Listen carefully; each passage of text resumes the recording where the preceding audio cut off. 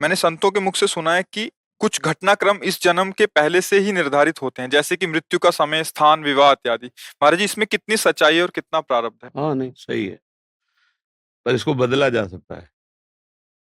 हम कोई पशु थोड़ी है कि उसी घटनाक्रम में बंधे रहे। अगर उसी निश्चय में बंधे रहेंगे तो भगवत प्राप्ति किससे होती है? वृंदावन धाम वास किससे होता है? हमारे भाग्य में थोड़ी लिखा है वृंदावन बसना, हमारे भाग्य में थोड़ी लिखा है रामकृष्ण भजना। ज्योतिषाचार्य से दिखवा लो ज्योतिष, किसी की कुंडली में नहीं लिखा।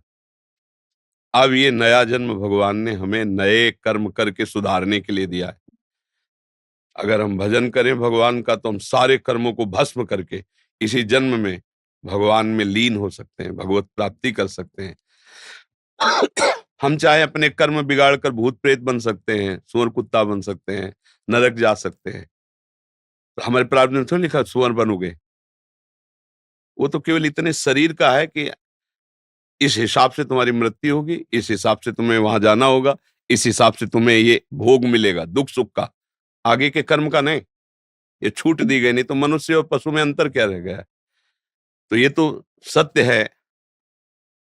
सुनो भरत भावी प्रबल, बिलखि कहो मुनिनाथ, हानि लाभ जीवन मरण, जस अपजस विधि हाथ।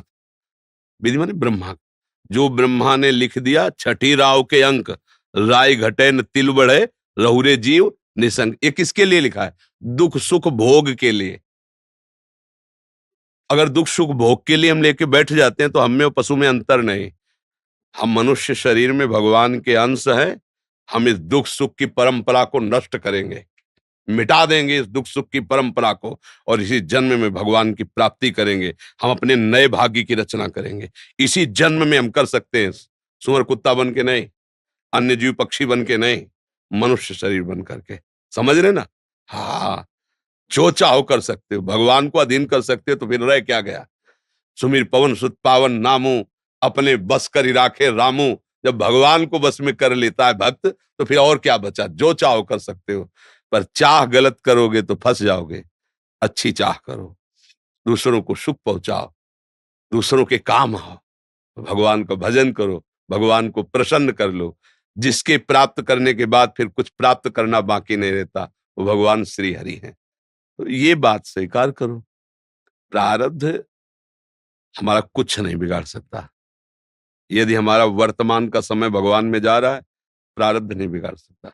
प्रारब्ध शरीर के ऊपर प्रहार करता है, और हमारा शरीर भी भगवान की शरण में है, तो प्रहार भी जो तलवार जैसा होगा, तो आके छड़ी जैसा लग जाएगा, लगेगा छड़ी जैसा, क्योंकि वो निश्चित हो चुका है। पर हम भजन के बल से उस प्रारब्ध को सह के भगवत प्राप्ति कर लेंगे। बस एक ही शरीर है, जहां ये छूटा, अब अब फिर आवागमन नहीं। वाह। तो बार बार हम इस माँ के गर्भ में जाना, फिर पैदा होना, फिर प्रारब्ध भोग भोगना, ये क्रम चलता रहा है, अब नहीं चलेगा। अब मनुष्य शरीर मिला, अब इस क्रम को मिटा देंगे हम। किससे? भगवान के भजन के बल से। भजन नहीं है तो बातों से नहीं मिटता ये। हाँ, अवश्य में वो भोगतव्यम, फिर भोगना पड़ेगा।